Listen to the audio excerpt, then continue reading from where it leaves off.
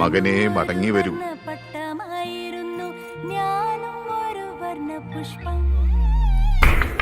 എല്ലാവരും ഇങ്ങോട്ട് നോക്കിൻ. എന്താ നമുക്കൊന്ന് പോയി നോക്കിയാലോ? പിന്നെന്താ? എല്ലാരും വരുവിൻ, ആസ്വദിപ്പിൻ. ഒരുത്തനെ കൂടി വിളിച്ച് ബുദ്ധിമുട്ടിക്കാം പാതിരാത്രി. ഹലോ, ആരാണ്? City tigers.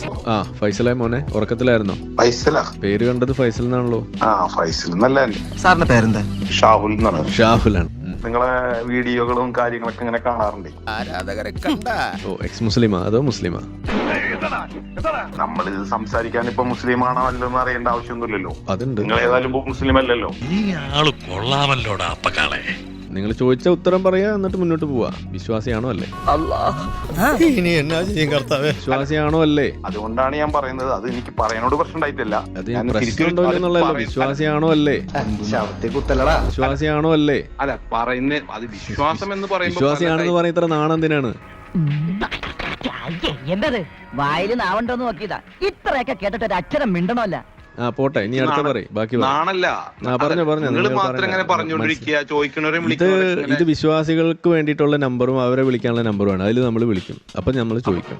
ഞാൻ പറയുന്നത് കേൾക്കുന്നുണ്ടോ? വിശ്വാസം ഇല്ലാത്തവർക്ക് വിളിക്കാൻ പാടില്ല. ഒന്നുകിൽ കാഫിർ അല്ലെങ്കിൽ മുഅ്മിൻ, ഇതിലേതെങ്കിലും ഒന്നായിരിക്കണം. അല്ലല്ല, നിങ്ങൾ അതൊക്കെ നിങ്ങൾ കാഫിറാണോ മുഅ്മിനാണോ? അല്ല ഞാൻ പറയാം. പക്ഷെ നിങ്ങൾ എന്നെ ഇങ്ങനെ പറഞ്ഞോണ്ടിരിക്കണം. നിങ്ങൾ ഒരു കാര്യം ചോദിച്ചപ്പോൾ ഉത്തരം പറയാൻ പറ്റുന്നില്ലെങ്കിൽ നമ്മൾ എന്ത് ചെയ്യും? നിങ്ങൾ അത് പറഞ്ഞ് നമുക്ക് അടുത്ത കാര്യം പറയാലോ. വെറുതെ സമയം കളയല്ലേ? ഇല്ലെങ്കിൽ വെച്ചിട്ട് പോ. അങ്ങനല്ല സമയം വെച്ചിട്ട് പോകല്ലേ നമ്മള്. അത് ശരിയല്ലല്ലോ. ശരിയായ നിലപാട്. നിങ്ങൾ കാര്യം പറയും. വിശ്വാസിയാണോ? മോനെ നീ ആരാണ്, എന്താണ്?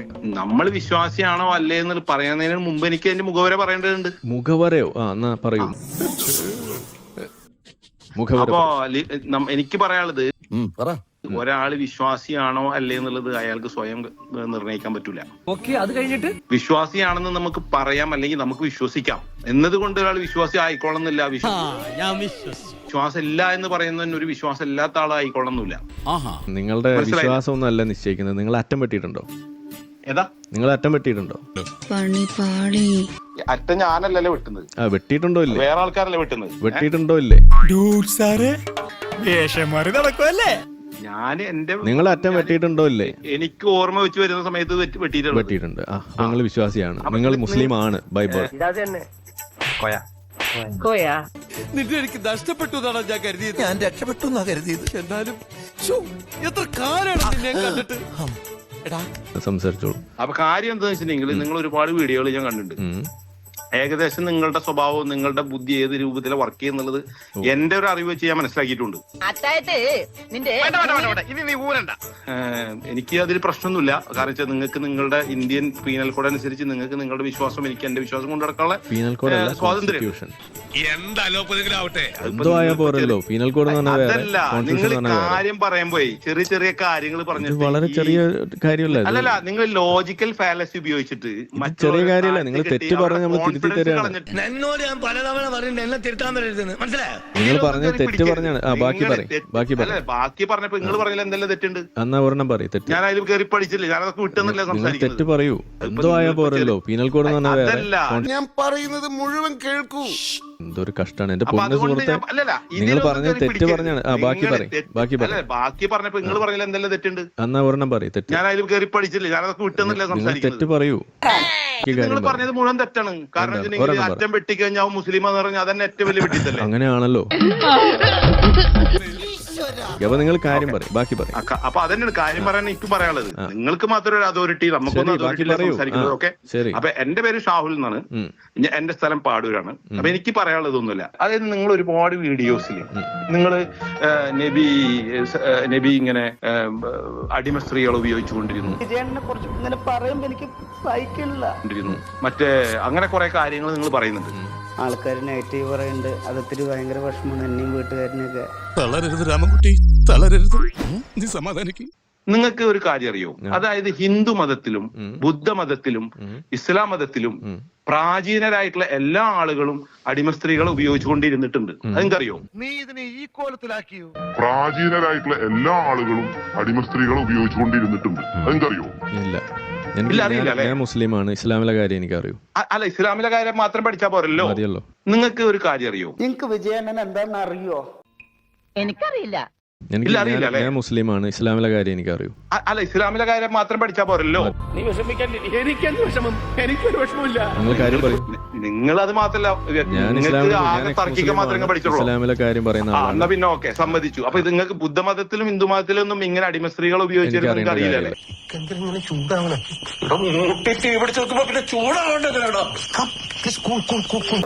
പ്രാചീന മതങ്ങളിലും പ്രാചീന സംസ്കാരങ്ങളിലും അത് ഉപയോഗിക്കപ്പെട്ടിരുന്നു നിങ്ങൾക്ക് അറിയില്ല. അപ്പൊ മുഹമ്മദ് നബി അതേപോലെ മുഹമ്മദ് നബി അടിമയെ പൂശിയിരുന്നു. അങ്ങനെ പൂശിയിരുന്ന വിഷയമല്ല പറഞ്ഞത്. അത് നിങ്ങൾ നീ ഒന്നും പണയണ്ട. ബുദ്ധമതത്തിൽ നിങ്ങളെന്തറിയോ, അടിമയെ പൂശിയിരുന്ന പോലെ മുഹമ്മദ് നബി പൂശിയിരുന്നു എന്നാണോ നിങ്ങൾ പറഞ്ഞു വരുന്നത്? ഓക്കെ, എനിക്ക് ഞാൻ പറയുന്നത് അല്ല. എന്താ പ്രശ്നം അറിയോ, നിങ്ങൾ ആരിഫ് ഭായി, നിങ്ങളോട് സംസാരിക്കണമെന്നുണ്ടെങ്കിൽ ഒന്നുകിൽ സെലിബ്രിറ്റി ആവണം. കണ്ണീര് തുടച്ചിട്ട് പറ, കുറച്ചുകൂടി വിശ്വസിക്കാൻ തോന്നുന്നല്ലേ. നിങ്ങളെ മെയിൻ പണി എന്ന് പറഞ്ഞു കഴിഞ്ഞാല് ചോദ്യം ചോദിക്കുന്ന അല്ലെങ്കിൽ നിങ്ങളോട് സംസാരിക്കുന്നവരെ ട്രിഗർ ചെയ്യാന്നുള്ള ഒരു തന്ത്രമാണ് നിങ്ങൾ ഉപയോഗിക്കുന്നത്. നിങ്ങൾക്ക് എന്നെ ട്രിഗർ ചെയ്യാൻ നിങ്ങൾക്ക് പറ്റൂല. കാരണം നിങ്ങൾക്ക് ഇങ്ങനെയൊന്നും പറയരുതിട്ട്. എങ്ങനെ നിന്റെ വേദന ഇവിടെ എല്ലാവർക്കും കോമഡിയാ. ഇനി അടുത്തത് പോരട്ടെ. അടുത്തല്ലേ തന്നെ പറയണല്ലോ. നിങ്ങൾ അടുത്ത് പറയുമ്പോൾ അടുത്തല്ലോ. ഞാൻ ഇത് പറഞ്ഞു കഴിഞ്ഞിട്ടല്ലോ. അതായത് നിങ്ങൾ പഠിച്ചിട്ടുള്ള ഇസ്ലാമല്ല, ഇസ്ലാമിനെ പറ്റി ഒന്നും നിങ്ങൾക്ക് അറിയില്ല. നിങ്ങൾ പഠിച്ചിട്ടുള്ള വഹാബിസമാണോ? മനസ്സിലായില്ലേ? വഹാബിസമാണ് നിങ്ങൾ പഠിച്ചിട്ടുള്ളത്. വഹാബിസം എന്ന് പറഞ്ഞിട്ടുണ്ടെങ്കിൽ ഇസ്ലാമിന്റെ ഒരു യുക്തിവാദ വേർഷനാണ്. ഇതാണ് നിങ്ങൾ പഠിച്ചിട്ടുള്ളത്. അതുകൊണ്ടാണ് നിങ്ങൾ എക്സ് മുസ്ലിം ആയതും. ഇതൊരു ഒരു വ്യത്യാസം പറഞ്ഞു ഈ വഹാബിസവും ഇസ്ലാമും തമ്മിൽ. വഹാബിസം എന്ന് പറഞ്ഞാൽ ഇസ്ലാമിനെ പൊളിറ്റിക്കലി, എക്കണോമിക്കലി, കൾച്ചറലി മാത്രം കാണുന്ന ഒരു എന്തെന്ന് പറയാ ഒരു വിഡിത്ത സമ്പ്രദായമാണ് ഈ വഹാബിസം കൊണ്ട്. പണ്ഡിതനാണെന്ന് തോന്നുന്നു. അർത്ഥം പറഞ്ഞു കേട്ടില്ലേ? എക്സാമ്പിൾ എന്ന് പറഞ്ഞിട്ടുണ്ടെങ്കിൽ ഇസ്ലാമിൽ ഖുർആനിൽ മുഴുവൻ ശാസ്ത്രമാണ്, ഇസ്ലാമിൽ മുഴുവൻ ശാസ്ത്രമാണ്. ഇസ്ലാമിലല്ല, ഖുർആനിൽ തന്നെ അശാസ്ത്രീയമായ ഒരുപാട് ആയത്തുകളുണ്ട്. അറിയോ നിങ്ങൾക്ക്? നിങ്ങൾ ശാസ്ത്രം പറയാൻ ഖുർആനിൽ ഇസ്ലാമിലെ അശാസ്ത്രീയമായ ഒരു കാര്യം പറഞ്ഞു. ഉദാഹരണം, വലഖദ് സയ്യന്ന സമാഅ അദ്ദുനിയ ബിമസാബിഹ വജഅൽനാഹ റജൂമൻ ലിശയാതീൻ. എന്താ അതിന്റെ അർത്ഥം? നക്ഷത്രങ്ങൾ പെറുക്കി പിശാചിനെ അറിയുന്നു. അല്ലടോ, ചൊവ്വനെ പഠിക്കി. അതായത് മുസ്ലിങ്ങൾ വിശ്വസിക്കുന്ന അള്ളാഹു എന്ന് പറയുന്ന അള്ളാഹു ഇറക്കിയ ഖുർആനിൽ മുസ്ലിങ്ങൾ പറയുന്ന ഒരു ആയത്തിന്റെ അർത്ഥമാണ് ഞാൻ പറയുന്നത്. എന്താണത്? മനസ്സിലായില്ലേ? അത് പറയുന്നത് വെച്ചിട്ടുണ്ടെങ്കിൽ ഞാൻ ഈ ആകാശത്തിനെ ഒരുപാട് വിളക്കുകളെ കൊണ്ട് അലങ്കരിച്ചിരിക്കുന്നു.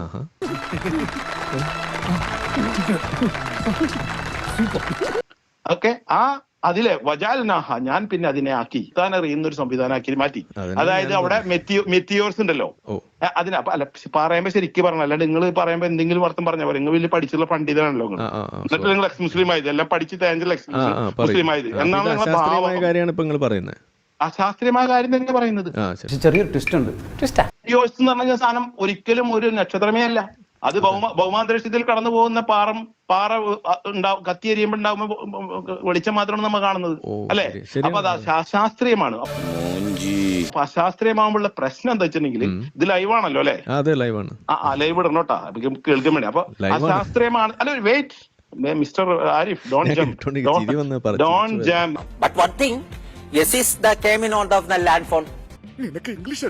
ജാം. നിങ്ങൾ തോക്കിനുള്ളിൽ കയറി വെടി വെച്ചിട്ടും കാര്യമൊന്നുമില്ല. ഓക്കെ, ഉസ്താദ് പറയണത് നല്ലോണം കേട്ട് പഠിച്ചോ. ഇസ്ലാം എന്താന്ന് ഞാൻ പഠിച്ചുതരാം. കേൾക്കും, തീർച്ചയായും അതന്നെ നടക്കുള്ളൂ ഇവിടെ. കാരണം നിങ്ങൾ ഈ ചോട്ടാപ്പി കുറെ ആൾക്കാരെ പിടിച്ചോർന്നിട്ടേ കുറെ ഡയലോഗ് അടിച്ചിട്ട് അവരെ കുത്തിരുത്തൽ മാത്രമേ നിങ്ങൾക്ക് അറിയുള്ളൂ. പണിയൊന്നുമില്ലല്ലോ, നിങ്ങൾ തന്നെയല്ലേ പൊളിക്കണേ. ഇല്ല, നിങ്ങൾക്ക് പണിയില്ലാന്ന് നിങ്ങൾക്ക് പറയാനൊന്നും ഉണ്ടാവില്ല. കുറച്ച് കഴിഞ്ഞാല് നിൽക്കുന്നത് വെയിറ്റ് ചെയ്യും. അപ്പോ ഇത് അശാസ്ത്രീയമായത്, അതുപോലെ ഒരുപാട് അശാസ്ത്രീയമായ ഇനി ഖുർആനിൽ പറയണം. എന്താർത്ഥം എന്താണ്? ഫത്തറ എന്ന് പറഞ്ഞാൽ എനിക്ക് പരത്തി. ആകാശഭൂമികളെ പരത്തി. ആകാശഭൂമി ഉരുണ്ടിട്ടുള്ളത്. Goodbye. അപ്പൊ ഖുർആനിൽ പ്രകാരം ഭൂമി പരന്നിട്ടാണ്. ഭൂമി പരന്നിട്ടാണ് ഖുർആനിൽ പറഞ്ഞിട്ടുള്ളത്. പരന്നത് ഉരുണ്ടെന്ന് എവിടെയും പറഞ്ഞിട്ടില്ല. അപ്പൊ ശരിക്കും ഭൂമി ഉരുണ്ടിട്ടാണ്. അതായത് ശരിക്കും ഉരുണ്ടിട്ടാണോ പരന്നിട്ടാണെന്നുള്ളത് അവിടെ നിൽക്കട്ടെ. ഒരു സംശയം, ഈ ആഴക്കടൽ ആയത്തിനെ കുറിച്ച് നിങ്ങൾ കേട്ടിട്ടുണ്ടോ? ആഴക്കടൽ ആയത്ത് MM അക്ബർ പറഞ്ഞ ഭൂലോക മണ്ടത്തരമാണ്. നിങ്ങൾ അതാ പഠിച്ചിട്ടുള്ളത്. എനിക്കൊരു കള്ള പാസ്പോർട്ട് സംഘടിപ്പിച്ചതാ. ഞാൻ വല്ല മലയാളിലോ സിംഗപ്പൂരിലോ എവിടെങ്കിലും പോയി വല്ല കൂലിപ്പണിയും ചെയ്ത് ജീവിച്ചോളാം. അതൊന്നും മനസ്സിലായില്ല. ആഴക്കടലിൽ എല്ലാരും കൂടി പഞ്ഞി കിട്ടും. എന്താ? അല്ലല്ല, ജബ്ബാർ എന്ന് പറഞ്ഞ ഒരു വ്യക്തിവാദി ഉണ്ടല്ലോ, അയാള് പറഞ്ഞതാ ശരി. ആരാണ് ജബ്ബാർ എന്ന് പറഞ്ഞ വ്യക്തിവാദിനായിട്ട് MM അക്ബർ സംസാരിച്ചല്ലോ. അതിൽ MM അക്ബർ പറഞ്ഞത് ഭൂലോക മണ്ടത്തരമാണ്. സജി, വീട്ടിൽ തന്നെ ഇരുന്നാ മതി, നീ പുറത്തോട്ടൊന്നും ഇറങ്ങാൻ നിൽക്കണം. അതിൽ MM അക്ബർ പറഞ്ഞത് മൂലവും മണ്ടത്തരമാണ്. അയാൾ യുക്തിവാദിയായിട്ട് കാര്യമില്ല, അയാൾക്ക് വിവരമില്ലാത്തതുകൊണ്ട് അയാൾ തോറ്റതായിട്ട് കൊടുത്ത ആൾക്കാരെ കൂടി പ്രഖ്യാപിച്ചാണ്. ഞാൻ പറഞ്ഞു തരട്ടെ, ശരിക്കും ജബ്ബാർ മാഷി ജയിച്ചു. ജബ്ബാർ മാഷി ജയിച്ചതല്ല, അവിടെ ജയിക്കാനും തോൽക്കാനും ഇല്ല. കാരണം എന്താ അറിയോ, ഈ ചർച്ച തന്നെ പൊളിവാണ്. എന്തുകൊണ്ടെന്നാൽ ഇത് ഞാൻ ചോദിക്കട്ടെ, ഖുർആനിൽ അവിടുത്തെ ഏറ്റവും വലിയ പ്രശ്നം എന്താ പറയാ, അവിടുത്തെ ടെക്നിക്കൽ പ്രോബ്ലം എന്താ അറിയോ നിങ്ങൾക്ക്? അതായത് ശരിക്കും പറഞ്ഞ MM അക്ബർ നബിയെയും ഖുർആനെയും ശരിക്കും പറഞ്ഞ അസത്യപ്പെടുത്തിയത്. അതെങ്ങനെ എങ്ങനെയാന്ന് വെച്ചിട്ടുണ്ടെങ്കിൽ എന്താണ് ഈ MM അക്ബർ തെളിയിക്കാൻ വന്നത്? അതായത് അന്ന് ശാസ്ത്രീയമായിട്ട് കണ്ടുപിടിക്കാത്തതും അന്നത്തെ അറബികൾക്ക് അറിവില്ലാത്തതുമായ ഒരു കാര്യം പിന്നീട് ശാസ്ത്രം തെളിയിച്ചപ്പോ ഖുർആൻ സത്യമാണെന്ന് കണ്ടറിഞ്ഞു എന്നുള്ളതല്ലേ തെളിയിച്ചത്. അതാണ്. അതാവുമ്പോ എന്താ പ്രശ്നം വരിക വെച്ചിട്ടുണ്ടെങ്കിൽ ഈ ഖുർആനിൽ പറഞ്ഞ കാര്യത്തിന്റെ പൊരുളിനെ കുറിച്ച് നബി സല്ലല്ലാഹു അലൈഹി വസല്ലമക്കും അതുപോലെ തന്നെ അന്നത്തെ അറബികളായിരുന്ന സഹാബികൾക്ക് യാതൊരു ഐഡിയ ഉണ്ടായിരുന്നില്ല. അത് ഇപ്പോഴാണ് എന്താണെന്ന് തെളിഞ്ഞെന്ന് വരും ഇല്ലേ? അതായത് ഖുർആൻ ഇറക്കിയത് ആരാണോ അവർക്ക് അതൊന്നും അറിയാത്ത കഥ പിന്നീട് വരുന്ന ഒരാള് ശാസ്ത്രം കണ്ടുപിടിച്ച് വരണം. പോയി കിടപ്പാടോ പോയി ആ പാടുണ്ടായിരുന്ന മാനവും